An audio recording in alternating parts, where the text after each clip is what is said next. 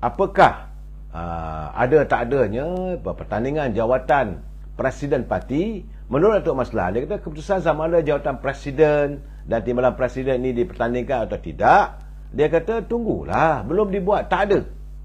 Majlis Tertinggi menafikan bahawa ada usaha dilakukan untuk jawatan Presiden dan timbalan Presiden ini tidak ditandingi. Tidak ada. Apa yang berlaku hanya sekadar lontaran pandangan ahli-ahli peringkat akar umbi, ketua-ketua bahagian. Saya, sini yang menjadi polemik. Tak ada demokratik lah dalam UMNO ni. UMNO tetap akan mengadakan pemilihannya pada tahun 2023. Itu mesti. Cuma jawatan yang menjadi tumpuan adalah jawatan Presiden. Ini yang menjadi tumpuan, saudara. Presiden dan timbalan Presiden. Mulalah orang mengatakan bahawa ada cadangan daripada ketua bahagian Sungai Besar, Datuk Jamal. Dia minta kalau boleh jangan ada pertandingan. Lepas itu disaut oleh bahagian-bahagian yang lain. Kemudian ada pula bahagian yang tak bersetuju. Macam ada Mokhtar Rendin, Nenek Esko Pemuda, mengatakan bahawa tak ada demokratik. Saya mengatakan, ini nak bercakap soal demokrasi apa benda lagi. Kalau mengikut dulu pun, zaman Dr. Mahathir pun jawatan Presiden, siapa nak lawan? Tak boleh lawan. Disediakan kota lah, mesti ada 20, sekurang-kurangnya dapat 100 pencalonan lah, mesti 20% lah. Banyak syarat-syarat yang letakkan. Tapi kali ini tidak. Presiden UMNO tidak meletakkan. Datuk Seri Zahid, dia tak ada ambil kisah. Tanding-tanding lah, dia kata. Jadi masalahnya sekarang ini dipolemikkan. Hanya matlamat lain tak ada. Untuk menghakiskan nama baik Presiden dan timbalan Presiden serta pimpinan UMNO. Saya dah katakan, saudara, semalam, kemarin dulu pun saya katakan UMNO harus berwaspada. Bukan saja UMNO, warga Parti Keadilan juga harus berwaspada. Kerana usaha masih dilakukan oleh puak yang sana tu, puak baju hitam. Saya panggil puak hitam lah, saudara. Puak-puak ini masih lagi berusaha untuk mengambil alih jawatan Presiden UMNO untuk membolehkan mereka menggadaikan UMNO kepada Perikatan Nasional. Jika ini berlaku, maka wujudlah semula sekali lagi langkah seperti langkah Kajang. Ini yang saya katakan, ada usaha untuk mewujudkan kembali kesongsangan dalam politik di tanah air kita ini.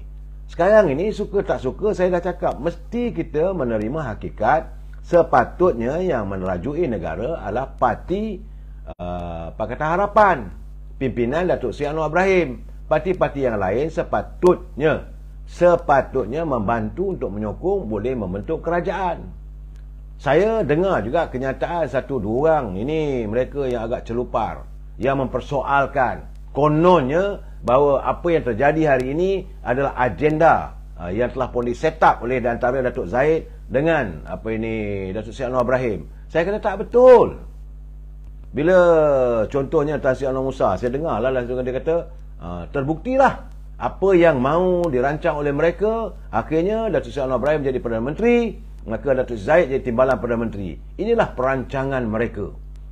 Maka dalam pilihan raya itu UMNO tidak menang besar, Pakatan Harapan yang menang besar. Itu omelan. Bagi saya menafikan, saya tak betul. Sepatutnya bayangkanlah bagaimana kalau saat Duli Yang Maha Mulia Sri Paduka Baginda Yang Tuan Agong mencadangkan, menyarankan agar dibentuk satu kerajaan perpaduan antara Pakatan Harapan dengan Perikatan Nasional. Jika itu berlaku, apakah terjadi? Datuk Seri Anwar Ibrahim jadi Perdana Menteri, Zahid Hamidi jadi timbalan Perdana Menteri. Nah, ini keadaannya tak betul, saudara. Mereka membuat onar, mereka melanggar, mereka menghancurkan impian dan harapan Duli Yang Maha Mulia Sri Paduka Pertuan Agong untuk melihat kestabilan ini, kemudian tuduh pada Zahid. Ini tak betul. Ini kenyataan bagi saya cukup tidak bertanggungjawab. Bila mereka mengatakan ini perancangan dari awal, rancang apa benda? Kalau waktu itu Perikatan Nasional bersetuju, Datuk Seri Anwar Ibrahim jadi Perdana Menteri, Tan Sri Bode jadi timbalan Perdana Menteri, diadunkan dua parti ini, UMNO kekal sebagai parti pembangkang. Tapi kerana mereka tidak mahu untuk bersama dengan Pakatan Harapan, menjadikan suasana dalam keadaan yang tidak menentu. Sebab waktu itu keadaan tergantung. Bila keadaan tergantung, perlu diselamatkan. Jadi usaha yang dilakukan oleh Datuk Seri Zahid Hamidi tidak lain tak bukan hanyalah untuk memastikan terbentuknya kerajaan berdasarkan pada prinsip demokrasi, iaitu yang menang tetap yang menang, bukan mengambil yang kalah untuk disokong. Jadi sebab itu berasaskan kepada itu, dengan adanya 30 kerusi daripada UMNO Barisan Nasional berserta dengan 82 kerusi daripada Parti Pakatan Harapan, membentuk 112 kerusi, bolehlah tubuh kerajaan, the simplest, paling simple majority waktu itu. Tapi malangnya saudara, mereka bergandengan, kononnya lah. Ini yang saya cakap terus terang, saya dapat tulisan. Bila orang bercakap tentang Datuk Seri Syahmudin, karenanya mengatakan bahawa kita haruslah steer pada parti. Jadi saya terima surat ni. Di manakah letaknya kesetiaan Datuk Seri Syahmudin ketika beliau tergamak menandatangani surat akuan bersumpah secara sulit menggunakan kapasitinya sebagai ahli parlimen Sembrong yang baru menang pilihan raya ke-15, sedangkan telah pun dipersetujui apa-apa keputusan mesti dibawa melalui Presiden Parti. Tapi dia lebih redha membawa 10 orang lagi itu. Ini kenyataan yang dilapaskan oleh Tuan Guru Haji Hadi Awang. Saudara, macam mana kau nak bercakap soal kesetiaan? Jadi saya katakan kenyataan yang tular dalam media sosial, Syahmudin kata kita mesti setia pada parti, bagi saya porah. Cakap sembang saja. Sepatutnya beliau wajar diambil tindakan, kerana sekali lagi melakukan, saya anggap sebagai onar, membelakangkan parti. Saudara, BN ni dari kecil sampai ketua tetap bersama dengan BN gabungan. Siapa ni? BN ni dari kecil sampai ketua. NPC Intel. Saya melihat bendanya sekarang ni, saudara. Apa salahnya Barisan Nasional sehingga dikutuk sebegitu rupa? Sebab itu saya harap teman-teman daripada Parti Keadilan khususnya jangan diburukkan Datuk Seri Zahid Hamidi, sebab beliau merupakan antara penyelamat. Kalau tidak ada tertubuhnya kerajaan hari ini, tidak akan jadi Datuk Seri Anwar Ibrahim sebagai Perdana Menteri, kerana Tan Sri Muhyiddin matlamatnya nak jadi Perdana Menteri, walaupun dia punya parti cuma dapat minoriti di kalangan majoriti. Dia cuma minor, 73 kursi. Yang majoritinya adalah ini Parti Amanah, Parti Kerajaan Perpaduan. Kumpulan Pakatan Harapan dapat 82. Kumpulan Tan Sri dapat 73. UMNO 30. Tapi bila dua ni tak nak bercantum, UMNO harus membuat keputusan. Keputusan dilakukan oleh Datuk Zahid adalah bersama dengan Datuk Seri Anwar Ibrahim, kerana menyantuni prinsip demokrasi. Yang kedua, menyantuni saranan istana. Ini saya kena war-warkan juga. Walaupun orang kata tiap-tiap malam bercakap, saya kena bercakap sebab ada lagi pihak yang masih menafikan persoalan ini, yang masih mengatakan Datuk Zahid ini dia sudah pun bercerita dari lama dah dengan Datuk Seri Anwar Ibrahim, menyokong Seri Anwar Ibrahim, hendakkan kerajaan ini kerajaan Parti Keadilan dan DAP. Mereka tak bersebut pun tentang PBM. Artinya Datuk Zahid ini sudah melanggar prinsip.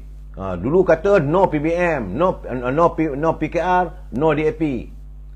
Dia tak sebut pun no PBM. Inilah cara mereka melontarkan pandangan politik yang tidak baik.